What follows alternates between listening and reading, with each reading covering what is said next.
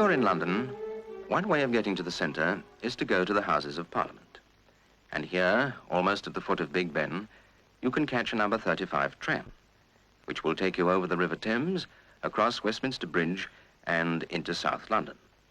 After about half an hour, through factories and crowded streets, you come to Peckham. And here, just off the main road, you find a quite different kind of street. Quiet and tree-lined. It's not a slum area, but a residential district. Before the war, families lived here with incomes from £100 to perhaps £2,000 a year. And in spite of the bombing, this family life still goes on. Here you will find the centre, the Pioneer Health Centre. Started before the war by private initiative and with private funds, it still carries on, although the building was used as a factory during the war years. It is designed and equipped as a family club, a place where the whole family can come to enjoy their leisure after the day's work. First come the children after school. There's plenty of space for them to amuse themselves, and all kinds of exciting things for them to do. If they want to be quiet, they can borrow paints or books or puzzles and sit in the sun lounge. Later in the day, the older members of the family arrive, from housework and shopping queues, from offices and factories, from working to living. People don't kill time at the centre, they use time. They acquire physical and mental health. They can do what they like, when they like, as they like. And in this way, the centre becomes a community of families, and not just a mass of individuals. But there is another side to it, the scientific side. The directors and their staff are really biologists, studying the actions and the behavior of families. And the building has been designed with big spaces and glass partitions so that the staff can come into the closest touch with members and watch how each family makes use of the place. The members are, in fact, cooperating in a unique piece of research into social biology. Whether they like to rush about on roller skates or whether they prefer just to sit quietly in the sun, everything they do in the centre is of real scientific interest. So here in a corner of southeast London is this private voluntary enterprise existing alongside the government health scheme, independent of it, but supplementing it. Now let's look at it from another angle. Late one Saturday afternoon in winter, a new family is coming to the centre for the first time.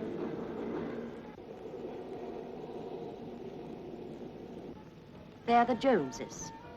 They're new to the neighbourhood and don't know anybody yet, but young Johnny has heard so much about the centre from his school friends that he's made his parents come along with him to see what it's like. One of the staff will show them round. It's a big place, so she'll try to find out what particularly interests each one of them. Maureen Jones is attracted by the toddlers.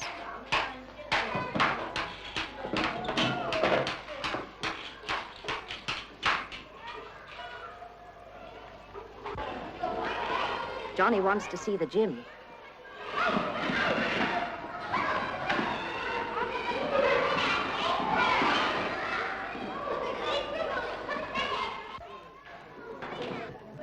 Fred Jones likes the look of the darts club. But he's even more interested in the billiard tables at the other end of the room.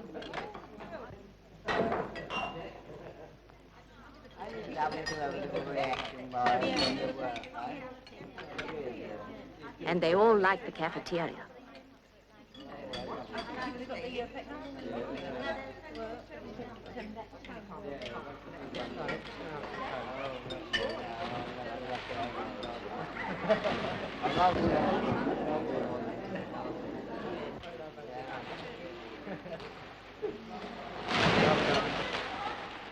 Hello, Mrs. Jones. I'm Dr. Scott Williamson. How do you do? I'm Dr. Pierce.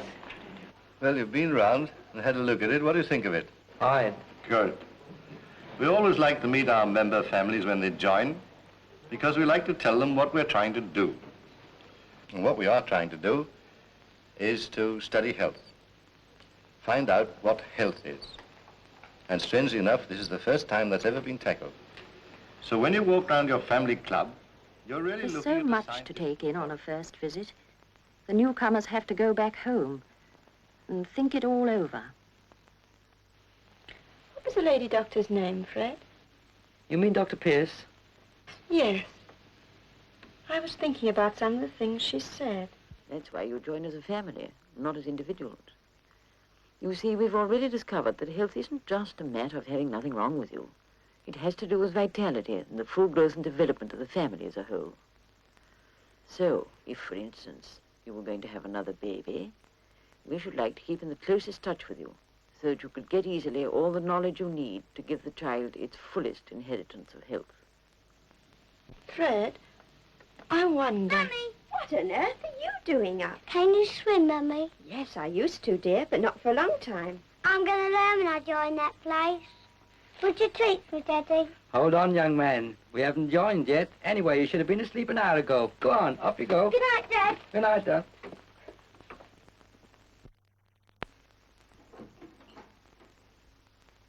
The first thing we have to do is to find out how much health you each have. And that is the meaning of our only condition of membership, the annual health examination for everyone in the family. So if you decide to join, before anything else happens to you, you must make an appointment for each member of your family to come for a first health overhaul.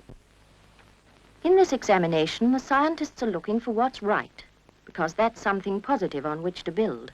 They'll tell the new family about everything that's right, but also about anything that's wrong. This will happen when they all come together for the first family consultation with the doctors. Johnny is dealt with first. Then he's sent away, and the parents remain behind together to hear what has been discovered about each of them. There you are, Mrs. Jones. You picked a good one. You were busy. 100% husband and 100% son. And you're not so bad yourself, Dr. Pierce tells me. Yes, that's quite true. But before I tell you about everything we found, I'm going to deal with that backache you told me about when you came into your overhaul. I think we found the cause of that. Oh, that's fine. I remember you told me it came after your baby was born. Yes. When I examined you internally, I found a misplacement, a quite common thing to find after bad confinement. It's not a serious thing at all, and something you can have put right either by a slight operation or by a rather tedious form of treatment. We was thinking, Doctor, now that we've joined the center, well, we would like another baby. Yes, of course you can have another baby. Mrs. Jones was obviously quite unprepared to face the fact that she needed treatment, and she's taking it badly. So many people think they're quite fit, yet so few of them really are.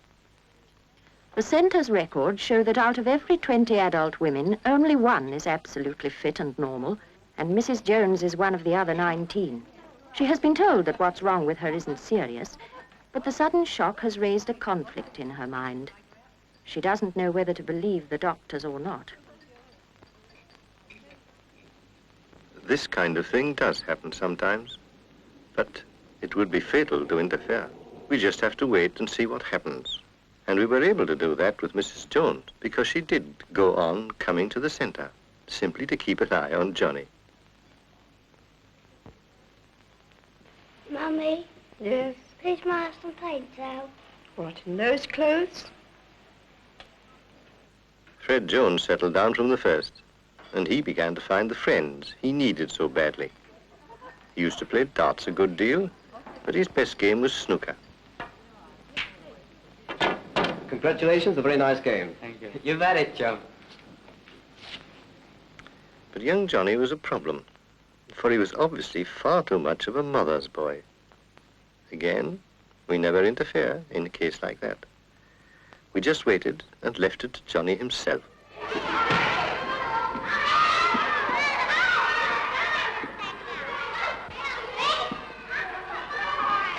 After this episode, Mrs. Jones just gave up and never came to the center at all. Then Johnny began to come on his own, and he took to wearing sensible clothes too. We noticed that when his father was on night duty, the two of them used to spend the afternoons together in the center, usually in the children's swimming bath. And that had its effect on Fred Jones. He hadn't used the big bath much when they first joined. Obviously, there was nothing wrong with them, but we guessed that all was not well at home. You didn't go through what I had to go through having Johnny. You can't imagine what it's like. But I don't want you to go through any of that again, darling. I only want you to get well and strong, like you used to be. Well, I won't get well and strong having an operation.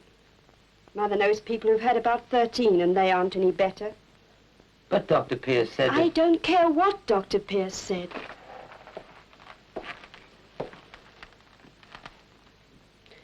You think a lot of what they say, don't you? Yes, I do. Well, I don't, and I think they're cranks.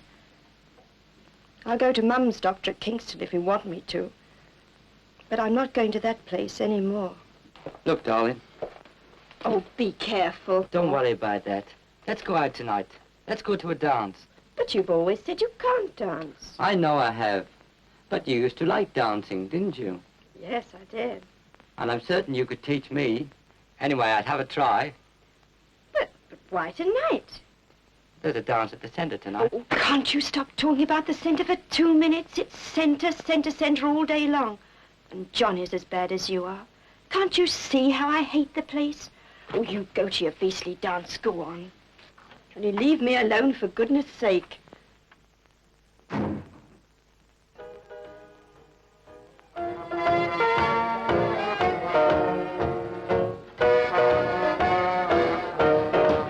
Then Fred cornered me one night at a darts club dance. He wanted my help to get his wife to come for another consultation with Dr. Pierce. I had to tell him that we never put compulsion on anybody. It was up to her and him. And then he stopped coming to the center regularly, but we knew he hadn't given up altogether because he still came once a week to pay the family subscription. We didn't ask him any questions, and he kept us close as an oyster. All the same, we couldn't help wondering what luck he was having at home. Wouldn't you like to go out tonight, dear? It's too late for the pictures. Nowhere else to go, really. No, I suppose not. Why don't you go to the centre? I've told you I'm not going to that place anymore unless you come too. So you'd better get that quite clear. You do miss the centre terribly, don't you, darling? Oh, not much. It's nice to be at home. Quite like old times. Fred? Yes, dear? Fred, I've been thinking. And then at last, one day in April, Maureen Jones turned up again to see Dr. Pierce. This time she listened to what was being said, and I think she realized she had made a mistake. Anyway, she decided to go to the hospital and get a second opinion. And then she determined to have the operation. Luckily, we managed to get her a bed reasonably quickly. A fortnight later, she was back at the center. Hello, Johnny. This time it was Johnny who was in charge. Good afternoon, Mrs. Husband. Hello, Johnny. This is my mummy. Hello. That was a good sign, but soon we noticed something even more encouraging. She started to come with her husband in the evenings. They began to make new friends. And through these friends, she found a new interest, badminton. Right at the end. I see, yes. And you drop it onto the racket, you see, like this. She may have felt strange on a badminton court, but she was certainly quite at home in the swimming bath.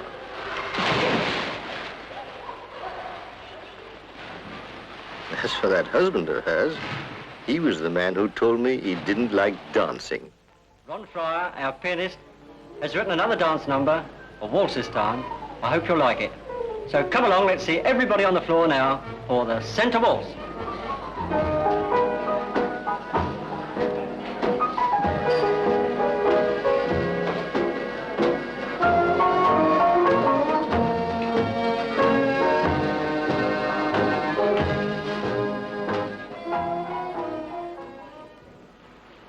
In fact, we became rather proud of that family, and especially of Maureen Jones.